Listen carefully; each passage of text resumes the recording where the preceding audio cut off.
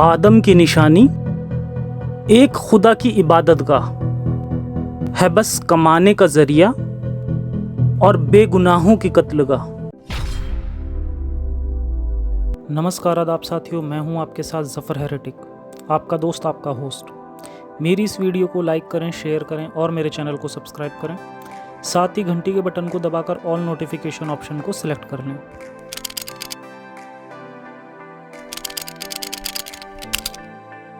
क्या हज करना एक इस्लामिक प्रैक्टिस है या असल में एक कॉपी की गई पेगन प्रैक्टिस है?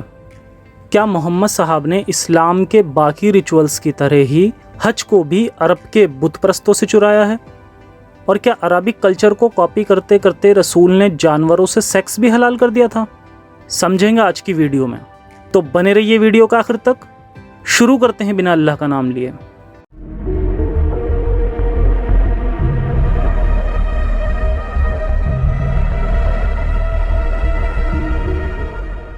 इस्लाम, जिसमें दावा किया जाता है कि ये तीसरा और आखिरी अब्राहमिक रिलीजन है, यानी अल्लाह की तरफ से उसके आखिरी नबी मोहम्मद साहब पर नाजिल हुआ और फिर उन्होंने लोगों को इस नए मज़हब की दावत दी।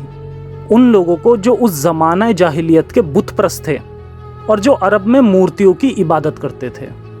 मगर असल में ग्राउंड रियलिटी यह है कि मज़हब इस्लाम को सिर्फ उस वक्त के यहूदियों, ईसाइयों और पैगन्स के कल्चर और उन्हीं के ट्रेडिशन से ही चुराकर नया मज़हब बना दिया गया।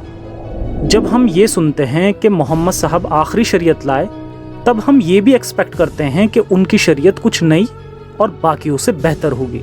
मगर हकीकत इसके उलट है। इस्लाम में सिर्फ जन्नत में मिलने वाली 72 हूरें और शराब की नदियों की अय्याशियों के अलावा सारा का सारा मटेरियल कहीं ना कहीं से कॉपी पेस्ट मिलता है। और इसी तरह आज हम इस्लाम की 5 बुनियादों में से एक यानी हज के बारे में बात करेंगे कि किस तरह हज में किया जाने वाला एक एक अमल ऑलरेडी मोहम्मद साहब के वक्त से पहले भी एग्जिस्ट करता था, जिसे यहूदी ईसाई तो नहीं मगर अरब के बूत परस्त फॉलो करते थे। यानी ये बहाना भी नहीं दिया जा सकता है कि शायद ये अमल पहले किसी नबी ने भी किया हो। अब देखते हैं हज असल में है क्या। हज के मौके पर मुस्लिम काबे का तवाफ़ करते हैं, यानी इसके चारों तरफ 7 बार चक्कर लगाते हैं। एहराम नाम का सफ़ेद बिना सिला हुआ कपड़ा पहनते हैं, हजर अस्वाद को चूमते हैं और सही करते हैं, यानी सफ़ा और मरवा नाम के दोनों पहाड़ों के चक्कर लगाते हैं और हज के बाद कुर्बानी करते हैं। बस यही है पूरा हज। ये हर एक अमल मोहम्मद साहब के वक्त से पहले भी अरब में रहने वाले बुत परस्त जो मूर्तियों की इबादत करते थे, वो लोग इस हज को परफॉर्म करते थे और फिर मोहम्मद साहब ने भी इसी काम को हर मुसलमान के लिए फ़र्ज़ कर दिया। सबसे पहले बात करते हैं काबे की, जो अक्सर आपने देखा होगा, एक क्यूब शेप की बिल्डिंग जिस पर काला कपड़ा लिपटा है। यही वो किबला है जहां रुक करके मुस्लिम दिन में 5 बार नमाज पढ़ते हैं। ये भी अरब के बुत परस्तों की ही देन है। दरअसल ये उनका मंदिर था जिसे खुद वहां के बुत परस्तों ने बनाया था, जहां 360 देवी देवताओं की मूर्तियां रखी थी जिनकी वो पूजा करते थे। मगर इस्लामिक हुकूमत आने के बाद मोहम्मद साहब ने उस मंदिर को मस्जिद में कन्वर्ट कर दिया। आइए अब काबे के इतिहास पर एक नज़र डालते हैं। अकॉर्डिंग टू इस्लाम, काबा दुनिया की पहली इबादत गाह है जो इंसानों के लिए बनाई गई थी और फिर इसके बाद अल्लाह के हुक्म से इब्राहीम नाम के नबी ने इसे दोबारा बनाया इबादत करने के लिए। इब्राहीम, जो कि बाइबल का एक इमेजिनरी कैरेक्टर है जिसके होने का कोई सबूत नहीं है, और इस बात का तो ज़रा भी नहीं कि इब्राहीम नाम का कोई शख्स कभी अरब में आया हो और काबे को दोबारा तामीर किया हो।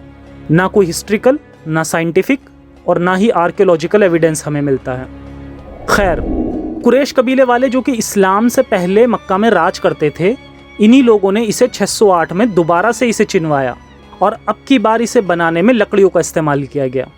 इसका एक दरवाज़ा बनाया गया और छत भी बनाई गई।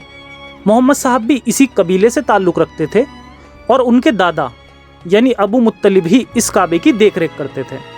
सन 620 में नबी मक्का से मदीना भाग गए थे क्योंकि यहाँ उनके इस्लाम के प्रचार और उनके बुत परस्ती के अपमान करने को लेकर बहुत विरोध हुआ था। 624 में नबी ने इसे किबला घोषित कर दिया और नमाज की डायरेक्शन इसकी तरफ हो गई, जो कि पहले जेरूसलम की तरफ होती थी, जो कि यहूदियों का किबला था। 10 साल बाद यानी 630 में नबी वापस मक्का आए और मक्का फतेह करने के बाद उन्होंने यहाँ कब्जा करके इसके अंदर रखे 300 से भी ज़्यादा मूर्तियों को तोड़ दिया اور اس کے بعد یہاں اسلامک پریکٹسز شروع کی گئیں۔ نہ ہی ابراہیم کے بعد کسی نبی نے دوبارہ کعبے کو وزٹ کرا، نہ ہی کعبے کی طرف روک کر کے عبادت کی گئی۔ اس کے ثبوت بھی بائبل یا قصص الانبیاء یعنی نبیوں کی کتاب کہیں پر نہیں ملتے۔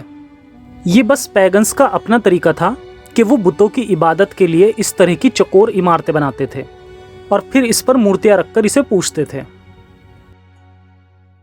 اب کچھ ایسے فیکٹس پر ثبوتوں کے ساتھ روشنی ڈالتے ہیں کہ کیسے نبی نے حج کی پریکٹس کو یونیک بنانے کی کوشش کی۔ نمبر 1، پہلے سے موجود دوسرا کعبہ۔ عرب میں اس وقت بھی ایک سے زیادہ کعبے تھے، جس میں سے یمن کے اس کعبے جسے ذل الخلصہ کہا جاتا ہے، نبی نے اپنے ایک صحابی کو بھیجا اور اس کعبے کو ڈھانے کے لیے بول دیا تاکہ ان کے کعبے کے علاوہ اور کوئی دوسرا کعبہ نہ بچے۔ صحیح بخاری 4355، زریر کہتے ہیں مجھ سے رسول نے فرمایا کہ ذل الخلصہ سے مجھے کیوں نہیں بے فکری دلاتے۔ پھر میں گھڑ سواروں کو لے کے کعبے کو ڈھانے کے لیے نکل گیا، اور جو کعبہ مکہ میں تھا اس کو رسول پہلے ہی اسلامک کعبے میں کنورٹ کر چکے تھے اور وہاں رکھی 360 مورتیوں کو توڑ چکے تھے، جس کا ثبوت یہ حدیث ہے۔ نبی کریم فتح مکہ کے دن جب مکہ میں داخل ہوئے تو خانہ کعبہ کے چاروں طرف 360 بت تھے اور آپ کے ہاتھ میں ایک چھڑی تھی جس سے آپ ان بتوں پر مارنے لگے۔ مطلب اسلام میں آپ دوسرے مذہب پر بلاسفیمی آرام سے کر سکتے ہیں، مگر کوئی اسلام پر پوزیٹیو کرٹیسزم بھی کرے تو اسے برداشت نہیں کیا جاتا۔ قبلے کا بدلاؤ۔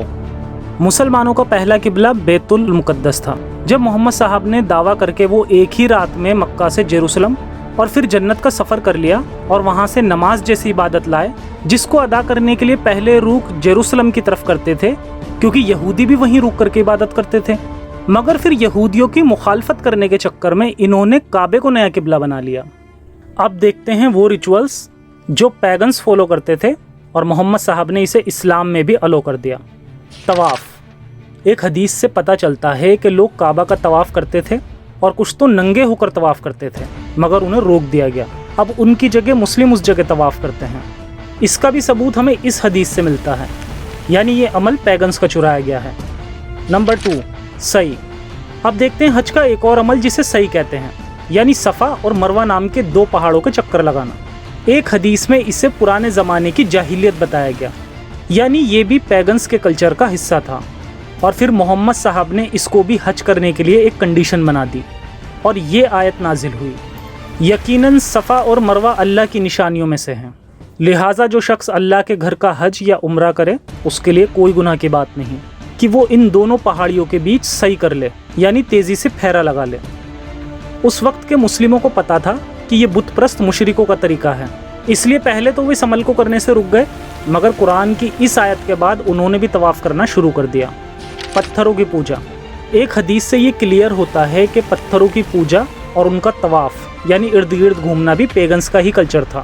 اس کو تھوڑا سا بدل کر اسے کس کرنا کر دیا گیا، یعنی کعبہ میں لگا پتھر حجر اسود۔ اس پتھر کا اتہاس بھی بہت دلچسپ ہے، جس پر میں جلدی ہی ایک ڈیٹیل ویڈیو لاؤں گا۔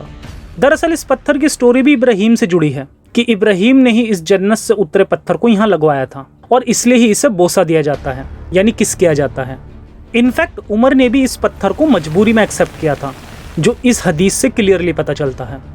نمبر 4، حاجیوں کا ڈریس کوڈ، اور اسی طرح احرام نام کا ایک سفید بنا سلا ہوا کپڑا پہننا جو مکہ کے مشرک پہن کے حج کرتے تھے، جو کہ ہمیں اسلام کی ہی ایک حدیث سے پتہ چلتا ہے۔ پوائنٹ نمبر 5، قربانی۔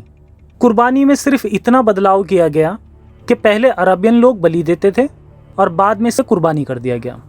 اتنا ہی نہیں، عربک کلچر میں اسلام سے پہلے جانوروں کے ساتھ سیکس کرنا بھی عام بات تھی اور محمد صاحب نے بھی اسے الاؤڈ کر دیا تھا، لیکن آج اسے چھپانے کی کوششیں ہوتی ہیں اور حدیثوں کے مطلب بدل دیے جاتے ہیں۔ ذرا اس حدیث کو پڑھتے ہیں۔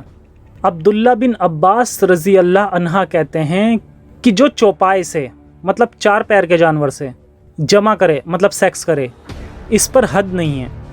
اس پر حد نہیں ہے کا سیدھا سیدھا مطلب یہ ہے کہ اس کے لیے کوئی سزا مقرر نہیں ہے، اور کیوں نہیں ہے اس کا سیدھا سیدھا ریزن یہ ہے کہ یہ ایک پرانی پریکٹس تھی جسے بنا سزا مقرر کیے چھوڑ دیا گیا، اور اس کا انڈائریکٹ مطلب یہی ہے کہ 4 پیر کے جانوروں سے سیکس کرنا الاؤڈ ہے۔